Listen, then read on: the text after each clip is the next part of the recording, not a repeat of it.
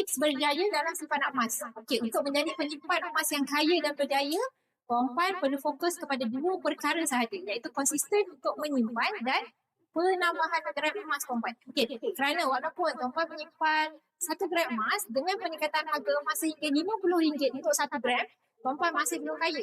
Okey, sebab tuan-puan hanya memiliki 1 gram emas sahaja. Okey, so saranan saya adalah fokus kepada simpanan secara konsisten. Okey, dalam akaun emas JEB. Kerana bukan saja ia akan berikan tuan-puan harga yang murah, malah ia akan bantu tuan-puan untuk mengumpul gram emas yang lebih besar dengan bajet yang lebih rendah. Emas fizikal boleh dikeluarkan pada bila-bila masa dengan pelbagai saiz, sama ada gold bar ataupun bina.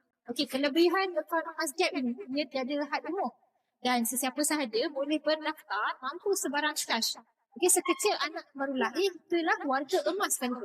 Okey, warga negara asing dan juga warga negara Malaysia yang ada di luar negara pun boleh juga daftar akaun emas Fabigo.